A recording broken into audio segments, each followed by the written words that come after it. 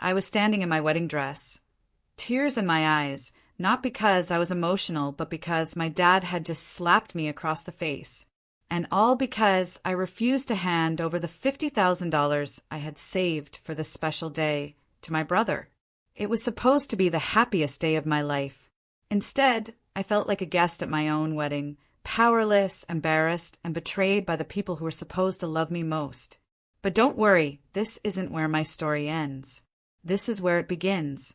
If you want to hear how I got my revenge and taught them a lesson they'll never forget, make sure you like this video, drop a comment, and subscribe to the channel for more revenge stories like this.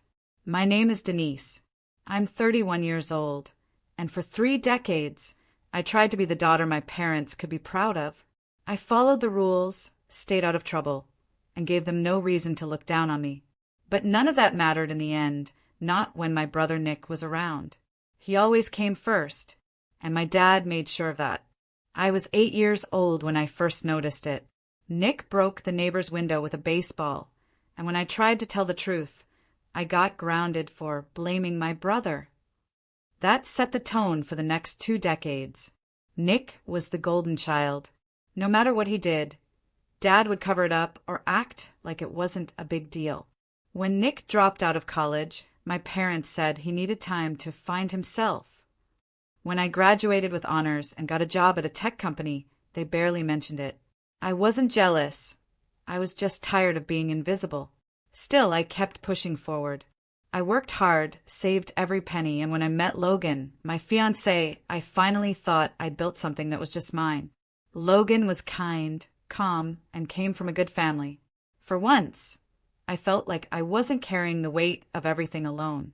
Logan proposed to me in the most beautiful way, under a quiet, starlit sky at a beach picnic. We talked about our dreams, our future, and how we both wanted a wedding that felt like home. Nothing over the top, but something elegant and joyful, something that reflected us. So, for 2 years, I saved every spare cent I had. Logan's family offered to help, but I refused. I wanted this wedding to be a gift, to myself, to us. By the time I turned 31, I had saved $50,000. It was more money than I had ever had in one place, and I knew exactly how I wanted to spend it. We booked a cozy garden venue in Mayfield Bluffs, a small and peaceful estate hardly anyone knew about, tucked away from the noise. The catering was a mix of home-style comfort food and Logan's favorite Italian dishes. We picked out simple white and blue floral arrangements, soft acoustic music, and a custom dress I had dreamed of since I was a teenager. It wasn't fancy, but it was us. That's when the trouble began. A week before the wedding, my dad called me. "Denise," he said, his voice serious, "I need you to do something for the family." I held my breath. Any time he said "for the family," it usually meant I had to sacrifice something for Nick. He went on, "Your brother needs help. He's fallen behind on his car payments, and he's about to lose the apartment." I paused. What does that have to do with me? "Well," he said, clearing his throat like he was trying to soften the blow, "I know you've saved up for the wedding. I'm just asking you to think about what really matters. Nick's in a tough place." I felt my stomach turn. "Dad, I've been saving that money for 2 years. It's for my wedding." "Family comes first," he said flatly. "What kind of sister lets her brother crash and burn?" I was silent for a long time. Then I said, "I'm sorry, but the answer is no." He didn't say anything back, just hung up. I should have seen it coming then, but I was hopeful, naive even. I thought he'd come around. The days leading up to the wedding were tense. Dad barely spoke to me. Mom was polite but distant. Nick didn't even bother showing up to the rehearsal dinner. Logan's family, meanwhile, was wonderful. His mom brought handmade decorations. His younger sister made a slideshow of our pictures. I was surrounded by people who cared, and that only made the coldness of my own family sting more. The morning of the wedding, I stood in the dressing room with my best friend, Avery, adjusting my veil. My dress flowed like water, and my hair was pinned just right. I looked in the mirror and smiled.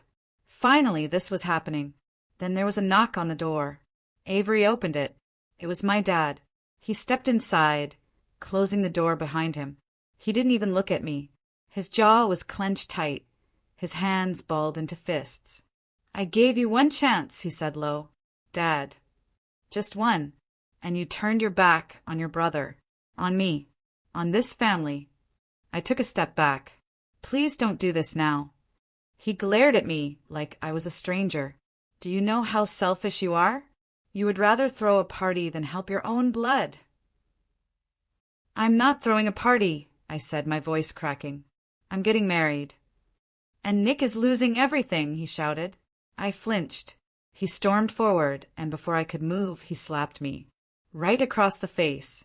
The room went dead silent. Avery gasped. I stumbled back into the wall, my cheek burning, my vision blurred, not from the force, but from the heartbreak. "You're a disgrace," he growled. "You'll regret this." He turned and stormed out, slamming the door behind him. Avery rushed to me. "Denise, oh my God. Are you okay? What do we do?" I stood there shaking, my hand on my face. "I'm going to walk down that aisle," I said quietly. "I'm going to marry the man I love. And then—" I paused. "Then I'm going to burn everything he's built to the ground." Because he had no idea who he just slapped. And neither did my brother. But they were about to find out. That was the moment the switch flipped inside me. The wedding would go on, but so would the payback. Not just for today, but for every time they made me feel like I was less. I wiped my cheek, straightened my veil, and walked toward the door. The wedding was still on, but the revenge had just begun. I stood at the top of the aisle, my arm looped through Logan's father's, Mr. Hensley. He had offered to walk me down since my own dad clearly forfeited that role. The guests stood as the music started, and I felt hundreds of eyes on me. None of them knew what had just happened 10 minutes before. None of them saw the red mark still faint on my cheek. And none of them knew the fire that had started to burn in my chest. But Logan did. The moment he saw me, his face changed. Worry passed through his eyes, but he didn't speak. He just held out his hand, steady and sure. And I took it. We said our vows beneath a flowered arch, surrounded by candlelight and a warm summer breeze. The vows were heartfelt, filled with promises we meant with everything in us. When it came time to say, "I do," I didn't hesitate. "I do," I said with more meaning than ever before. We kissed. Everyone clapped. The cameras flashed. From the outside, it looked like a perfect wedding. But inside, I was already building my next move. At the reception, people danced and laughed. Logan gave a beautiful speech, thanking both families. I could barely sit through it. My dad and Nick were both sitting at a corner table, acting like they hadn't just humiliated me. My mom looked down at her plate the whole time.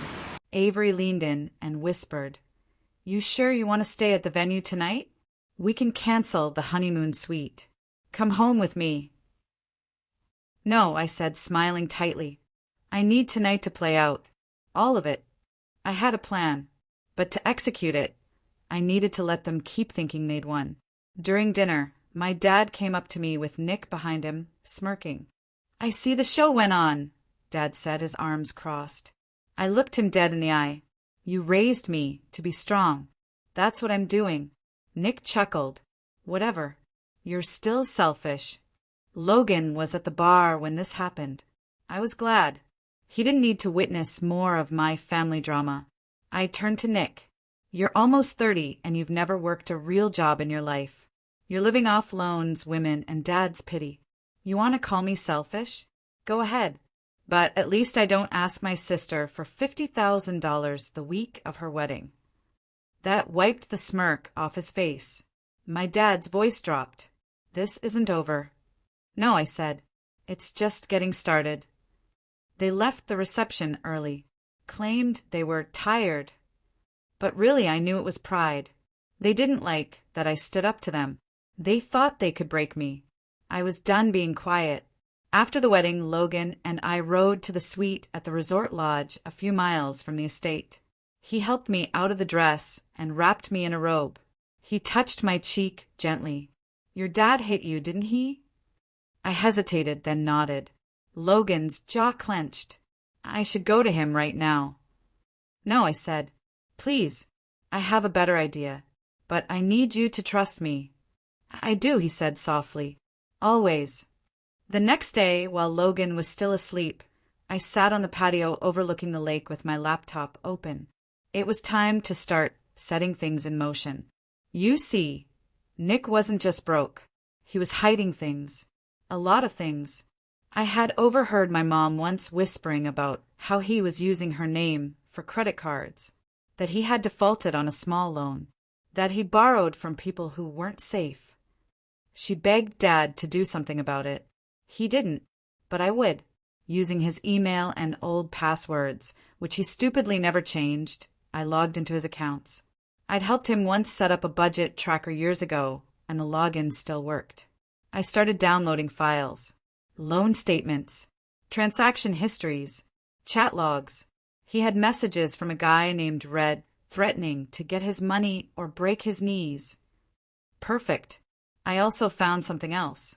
My dad's name co-signed one of Nick's business loans from 3 years ago, a made-up startup that failed in 3 months. Nick had taken $20,000 and gambled it away, and my dad covered it up. They had been lying to everyone for years. I saved everything. Then I called Avery. You ready to help me do something insane? She didn't even ask what it was. She just said always. I called in a few favors. My friend Ava worked in a small news firm that wrote local financial columns. She agreed to run an anonymous exposé based only on hard facts. I gave her the documents. We agreed to wait until the piece was finalized, but I wasn't done. 1 week after the wedding, I invited my parents and Nick to a brunch. Neutral ground. Logan was nervous, but supported me. They showed up late. Nick looked hungover. My dad came in acting smug. I'm surprised you called us, he said, sipping coffee. Yeah, Nick said. Did you come to your senses? I smiled.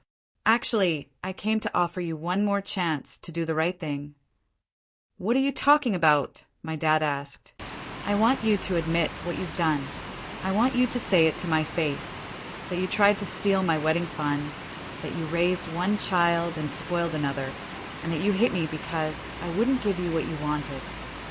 My mom looked down again, silent. My dad's face went red. You're making a scene. No, I said louder, I'm making a point. Other people in the cafe started turning their heads. You've covered up for him for years, I continued. You co-signed his scams, funded his lies, and tried to take from your daughter on her wedding week. But I'm not your puppet anymore. Nick stood up. This is a waste of time. I don't care what you think. That's good, I said, pulling out a manila envelope, because this won't just be about what I think. I dropped the envelope on the table. Inside, copies of every loan, every threat, and every shady deal I had printed. Nick froze. My dad opened the folder, flipping through the pages. Then he looked up at me, eyes wide. What have you done? I haven't done anything, I said calmly. Yet. And that's when the waiter came over to our table and nervously asked, Excuse me, are you Denise? Yes. There's someone outside asking for you. Said it's important. I stood up, walked outside, and there he was, a man with a scar on his neck, dark sunglasses, leaning against a black SUV. You Nick's sister? He asked, voice low. I nodded slowly. He reached into his jacket, pulled out a photo, and handed it to me. It was Nick, tied to a chair, bruised. Then he said, Tell your brother we want our money. And just like that, he got back in the SUV and drove off. I just stood there, heart pounding. And that was when I realized I wasn't just playing with matches anymore. I was standing in the middle of a fire. I stood outside the cafe, the photo trembling in my hand. Nick, tied to a chair, bruised and scared. That image was going to burn into my brain forever. I wasn't sure what scared me more, the fact that someone had really come looking for him, or that they'd come to me.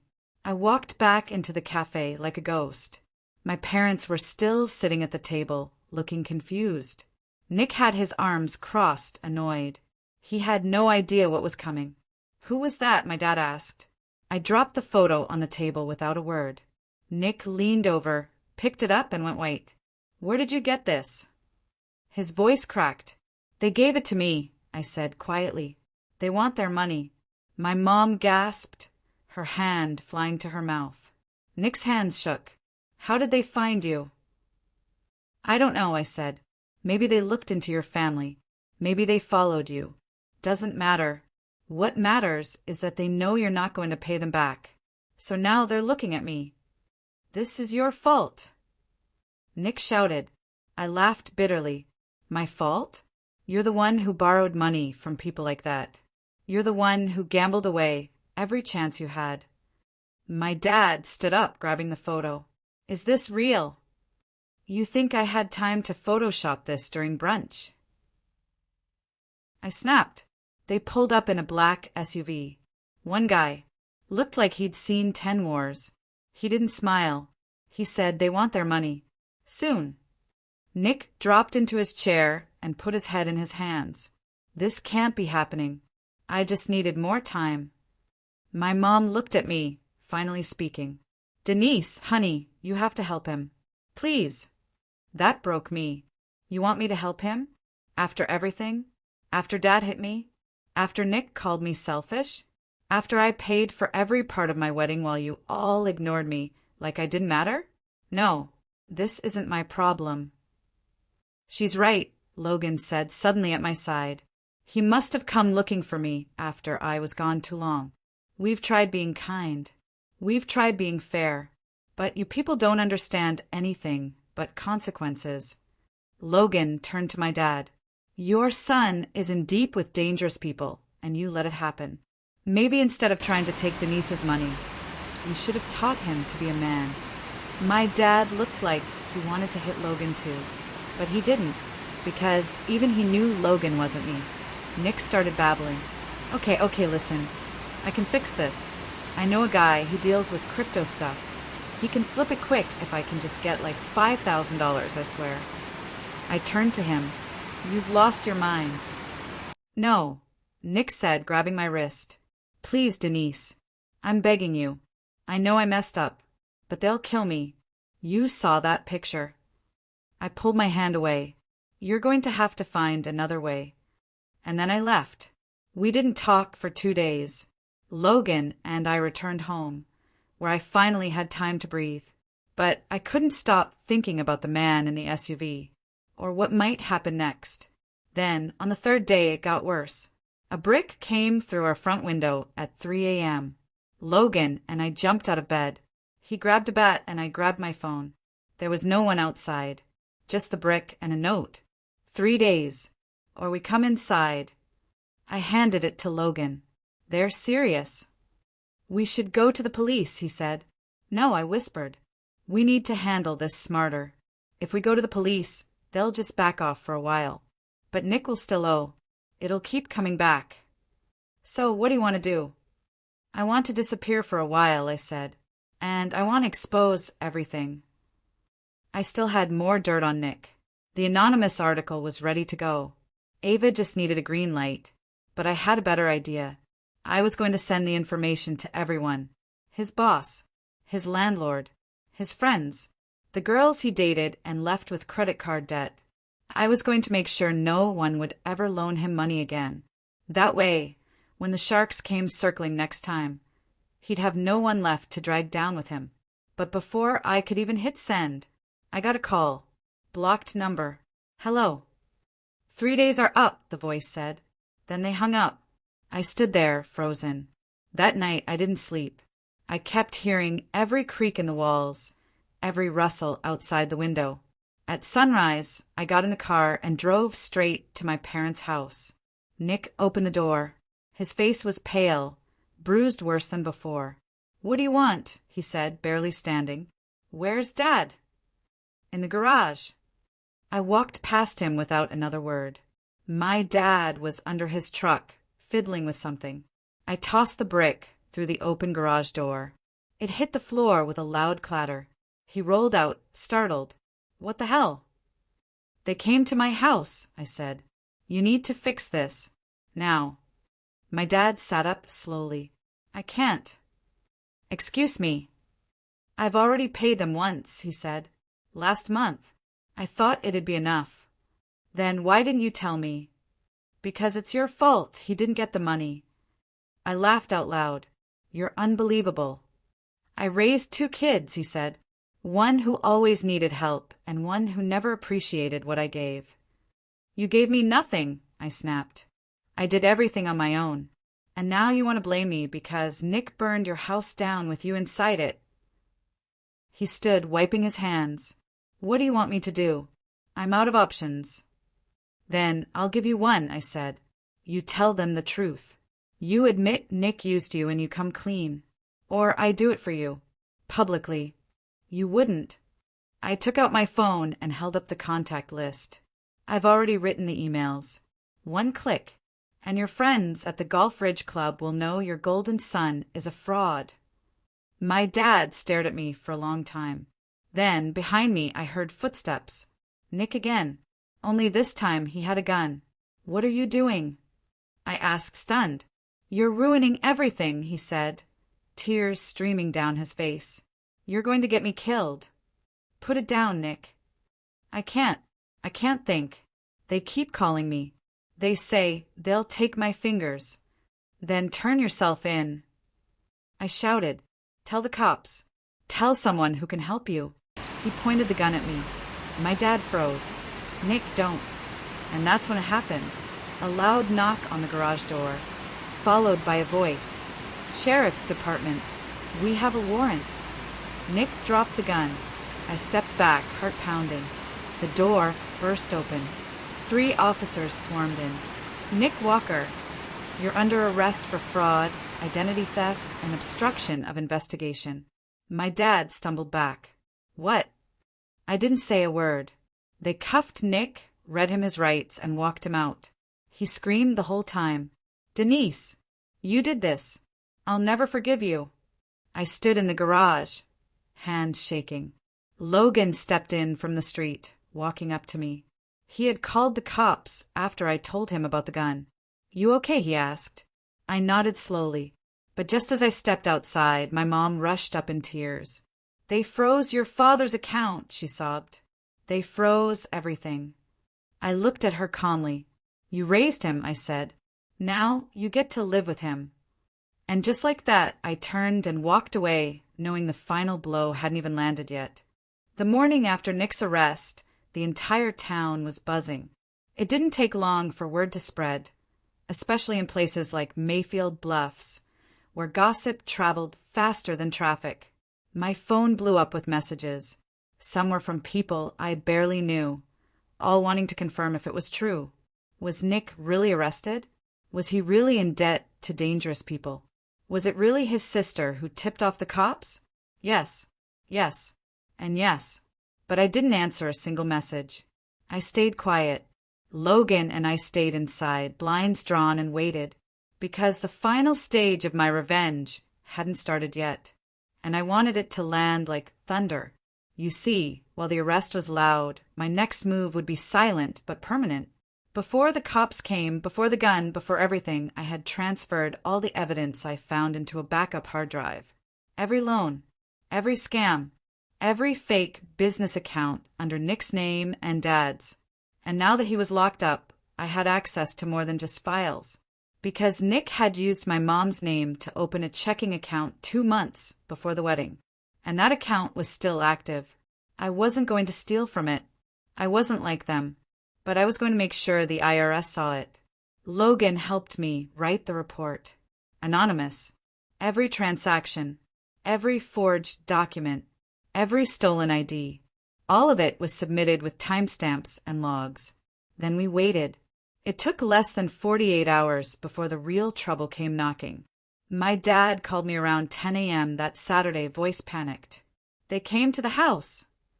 I sipped my coffee. Who? IRS agents. Said they had questions about a checking account in your mother's name. They brought documents. I don't even know what to say. They said she might be liable for tax fraud. I said nothing. They're looking into all of us now. Nick's name, my name, even your mother's social. They said someone reported a list of financial crimes, and they're building case. Sounds serious, I said. Denise, please, he begged. If you did this, please stop. Your mother's scared out of her mind. Good, I said coldly. She's finally feeling how I felt for the last 31 years. You don't understand. No, Dad, you don't understand. You chose Nick every time. You slapped me on my wedding day. You tried to steal $50,000 from me. And now you're drowning in a sea he created. I didn't push you. I just stopped pulling you to safety. I hung up. Logan was watching me from the couch. You okay? I think I finally am. But there was still one thing left to do. Nick's court date was set for the following Tuesday. Small, county-level hearing to set bail and charges. But I wasn't going for that. No, I had something else in mind. The same local magazine Ava worked for? They agreed to publish the full expose the day after the hearing. A front-page piece titled, Golden Son or Con Man? The Fall of Nick Walker. It detailed everything. The years of favoritism, the fake business ventures, the loans in other people's names, even the slap at the wedding. Ava changed names for safety, but anyone in town would know who it was about. I approved every word. Logan looked over the article with me before we sent it in. You're sure you want this? He asked. Yes, I said, because when this comes out, no one will believe in him again. Not the friends who gave him money. Not the women he lied to. Not even my parents. A few days later, it hit the stands, and the town went silent. That same day, I was walking through the farmer's market near the bluffs when someone tapped my shoulder. It was Mrs. Lowell, one of my old teachers. She smiled at me gently. I just wanted to say, I'm proud of you. I blinked. You are. You stood up for yourself, she said. Not many people can do that against their own family. It was the first time someone had ever said something like that to me without expecting something in return. Later that evening, Logan and I went for a walk down near the lake. The same lake where we got engaged. The air was cool, the sun starting to set. I feel like a storm's passed, he said. It has, I said. But you know what? What? I don't think they're done yet. He looked at me. Your parents. Yeah, I think they're going to come back. And when they do, they're going to try and make me feel guilty. He squeezed my hand. They don't hold that power anymore. Just as he said that, his phone buzzed. He pulled it out, glanced at the screen, and his face fell. What? I asked. He turned the phone toward me. It was a news alert. Breaking. Local man escapes custody during hospital transfer. Nick Walker on the run.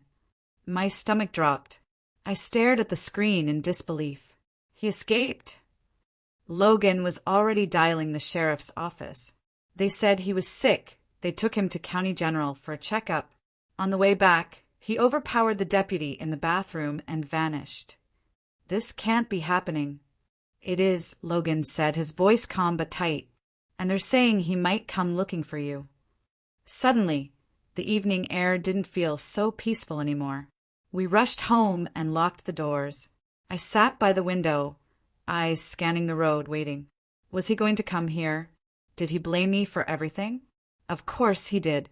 I had taken everything from him. His freedom, his name, his secrets. And now, he was out there, somewhere, watching, waiting. And I knew in my bones he wasn't going to just run away. He was going to come back. For me. The house felt like it had shrunk overnight. Every corner was darker. Every creak of the floorboards made me jump. Logan double-checked every lock on every window. He even installed a camera on the front porch the next morning. I barely slept. How could I? My brother was on the run, and I was the reason. I didn't feel guilty. Not even a little. But I did feel afraid.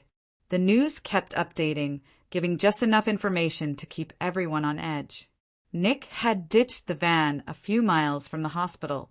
Surveillance footage showed him slipping out the back door in a stolen hoodie. No confirmed sighting since. The sheriff's department issued a warning to residents, but privately they told Logan something else. "We think he's headed to family," the deputy said. "And if he blames your wife, you need to be ready." That same night, we packed a bag. We didn't leave town. I wasn't going to run from him, but we stayed with Logan's cousin across the bridge for a few days. It gave us some space and gave me time to think. This wasn't just about Nick anymore. This was about everything he'd taken from me and everything I was still going to take back. While we stayed at the cousin's house, I opened my laptop and started writing something new. Not a report, not a file, a letter. To Nick. I wasn't going to send it. Not yet. But I wanted to say everything I had never said. Everything I held back over the years. I wrote, "You made me feel like I was nothing. For years. Like I was just something in your way. I watched Mom cry over your mistakes while she ignored my success. I watched Dad bend every rule for you and break every part of me in the process. But the worst part? You never once said thank you. Not when I covered for you. Not when I paid for your gas. Not even when I stayed quiet about what you did to Ava. You thought I was soft, weak. But here's what you never understood. A quiet girl with nothing left is the most dangerous kind of storm." I saved the file and closed the laptop. The next morning, we returned home. The front porch light had gone out sometime while we were gone. The air felt heavy. My nerves twisted. But Logan took my hand as we walked in. We checked every room. Nothing had been touched.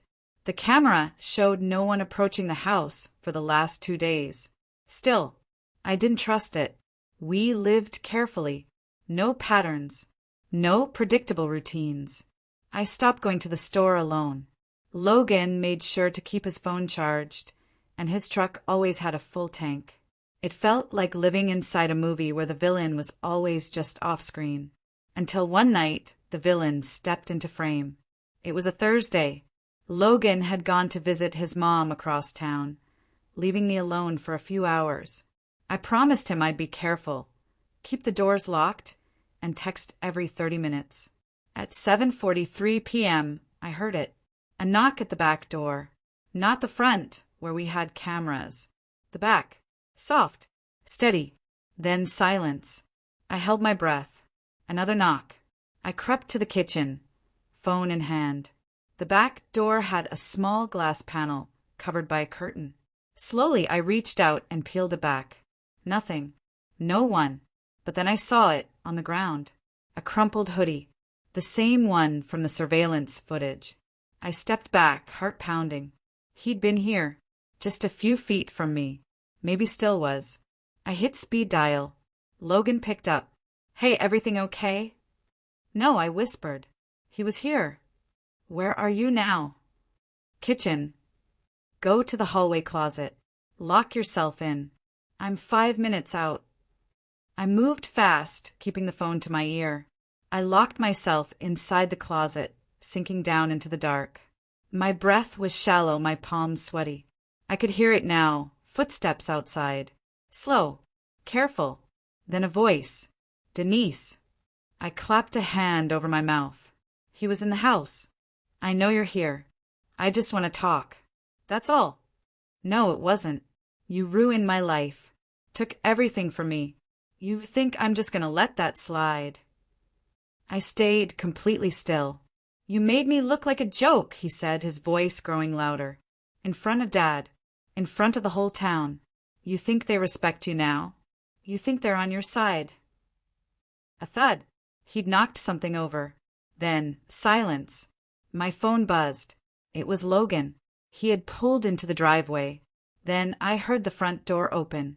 "Denise!" Logan shouted. "Stay where you are. He's not going to touch you." A crash. A struggle. I burst out of the closet, just in time to see Logan tackle Nick in the hallway. They hit the wall, knocking over a shelf. I screamed. Nick threw a punch, catching Logan in the ribs. But Logan recovered fast, pinning him down. I grabbed my phone and called 911. By the time the cops arrived, Logan was bleeding from the lip, and Nick was trying to spit curses through a mouthful of carpet. They cuffed him for the second time in 2 weeks. And this time, they weren't going to be gentle. But just before they dragged him out the door, Nick looked at me, his face wild and broken. "You think you've won," he spat. "You think this is over." I walked up to him, calm and cold. "No," I said. "I think you just lost everything." And I meant it, because as they slammed the door behind him, I knew Nick was done. He wasn't getting out again. But my revenge? My revenge was still just getting started. Because there was one more thing I hadn't told anyone. Something Nick never saw coming. And when I revealed it, my entire family would fall with him. The morning after Nick's second arrest, I sat in my living room with Logan beside me, bruised but calm. The deputies had confirmed it. Nick wasn't getting out again. Not this time. They charged him with breaking and entering, assault, and violating his bond. The judge denied bail. But even with him behind bars, the storm inside me hadn't passed. Because now it was time for the final part of my plan. I'd saved the most explosive truth for last. Not to protect Nick. Not to protect Dad. But to time it right. To make sure when it hit, it destroyed everything they had built. And that time was now. 2 years ago, just before Logan and I got serious, I had taken a job at a small tech firm that specialized in financial software. One day, while coding a prototype for fraud detection, I noticed something strange. A flagged account. It was under a business called Walker Enterprises, a tiny marketing LLC with almost no income, but dozens of transactions, all linked to different state addresses. I thought it was a bug, until I saw the names on the payments. My dad, my brother, and someone else, a woman named Tanya Greer. I recognized her immediately. She was Nick's old girlfriend, the one he ghosted after she lost $10,000 from her checking account. That's when it hit me. They'd been running a small ring. Nick, my dad, and Tanya. Fake businesses. Fake transactions. Identity theft. And it had been going on for years. At the time, I hadn't done anything. I wasn't sure how to report it without risking my own job. So I saved the files. Kept the details in an encrypted folder. I told myself I'd deal with it someday. Someday had arrived. Logan helped me comb through everything again. Tanya's name showed up on bank transfers as recent as last month. My dad was still involved, even after everything. He had been helping Nick launder money, and Tanya had been the go-between, using her own family's names on the paperwork. We made one more anonymous call, this time to the FBI, and then we waited. 3 days later, I got a call at 7:02 a.m. "Is this Denise Walker?" "Yes." "This is Special Agent Meyer with the Bureau. We're investigating a financial fraud case involving Walker Enterprises. We'd like to ask you some questions in person." I agreed. That same afternoon, 2 agents came to our house. Logan sat beside me the whole time as I handed over the hard drive. I told them everything I knew, carefully, truthfully, and with receipts. They asked me to remain quiet until their investigation was complete, but they said one thing before leaving. "You've just helped open a much larger case than you know." That night, I sat on the porch with Logan as the summer wind swept through the trees. "You think they'll all go down?" he asked. "I think," I said slowly, "that they already have. They just don't know it yet." But I was wrong, because the very next day, I got a phone call that flipped the entire story upside down. It was Tanya. I didn't even recognize the number.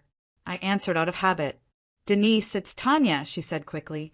"Please, you need to listen." I stood up from the kitchen table, confused. "Why are you calling me?" "Because I didn't know they were using my name," she said. "I swear to you, I didn't know Nick and your dad had put me down as a partner on their fake companies. I thought Nick was helping me set up a credit line for my bakery.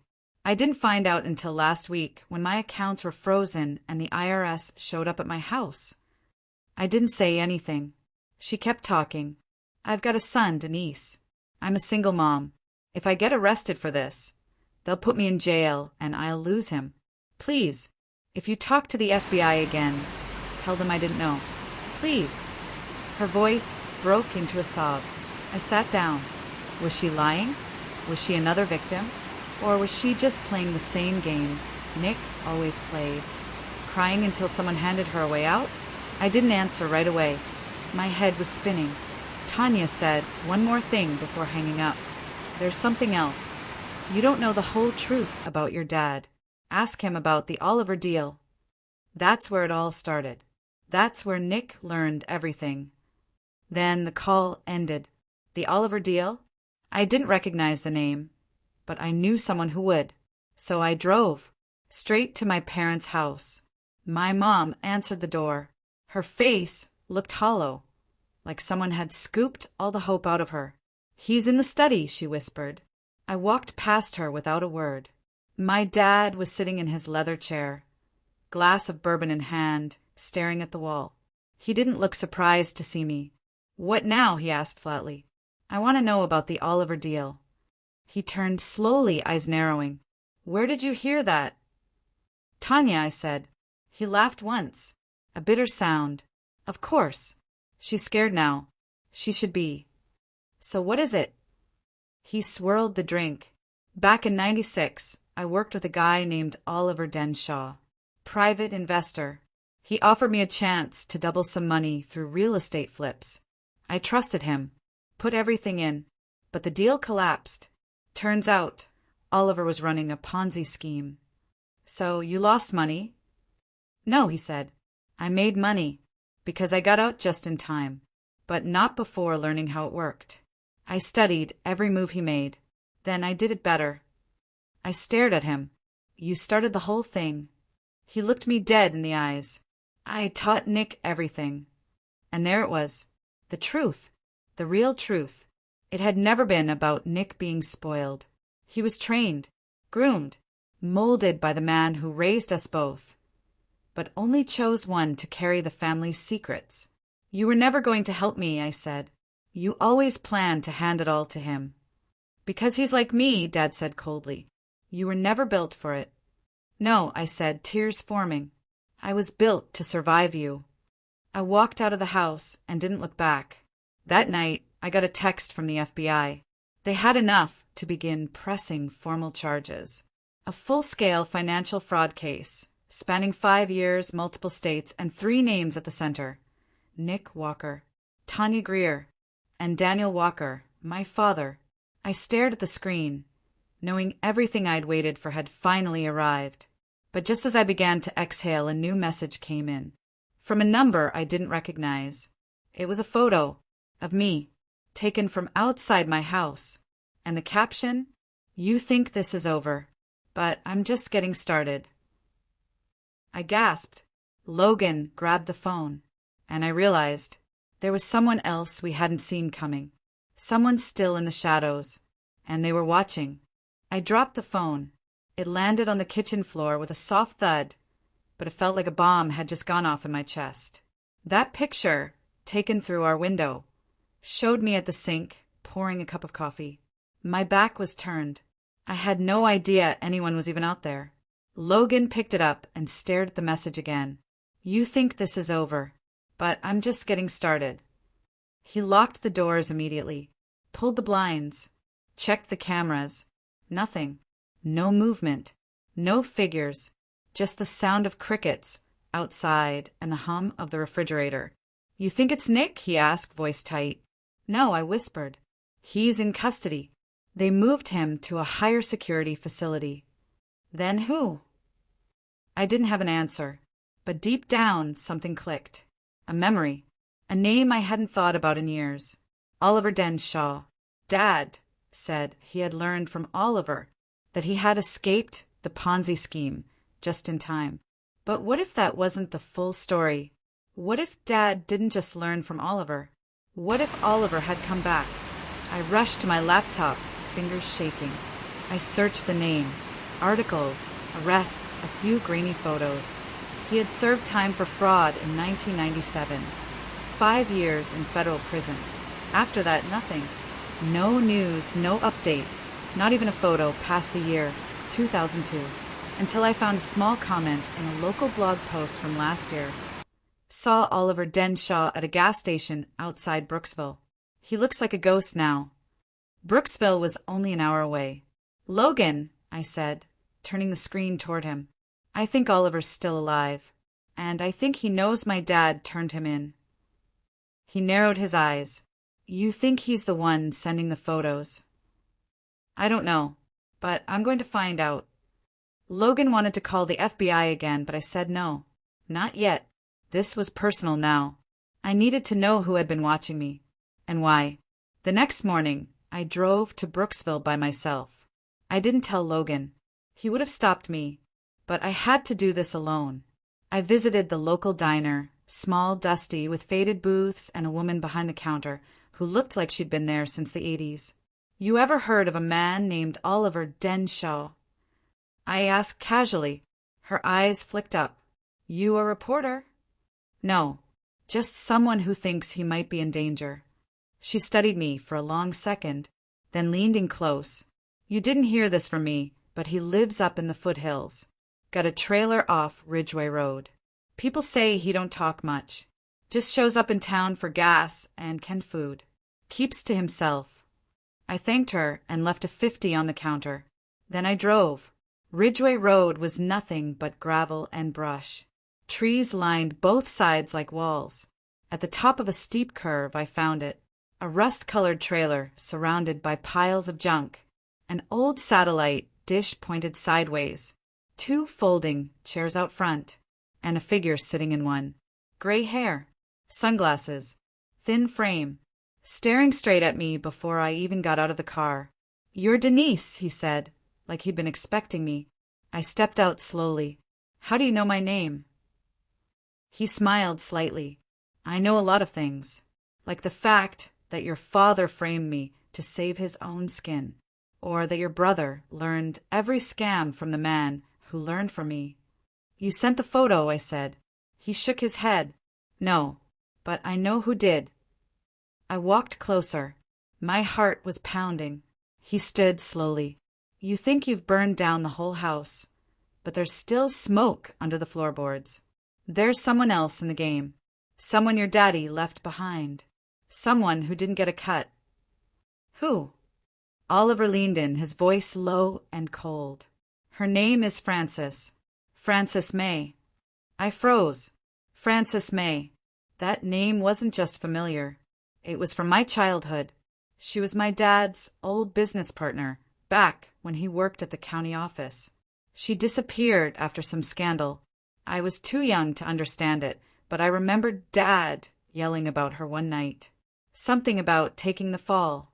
She came back. I asked. Oliver nodded. And she's mad. She's been tracking all of you. Every email. Every report. She's got copies of what you sent to the IRS, to the FBI. She knows everything. And she wants to finish what your father started. But this time, she's cutting out the middlemen. I felt like the world was tilting. She sent the photo. Yes, and she's not bluffing. Frances always follows through. Why are you telling me this? I asked. Aren't you supposed to hate me? Oliver smiled, but there was no warmth in it. Because I hate your father more, and I'm tired of waiting for him to get what he deserves. I turned to leave, but Oliver said one more thing. You've made enemies, girl. Ones that don't knock twice. Watch your back. I drove home in a daze. When I walked through the door, Logan stood up, panicked. Where have you been? I found the man who taught my dad everything. Logan looked at me, stunned. What? And there's another one, I said quietly. A woman named Frances May. She's coming. She's the one who's been watching us. He put his hands on my shoulders.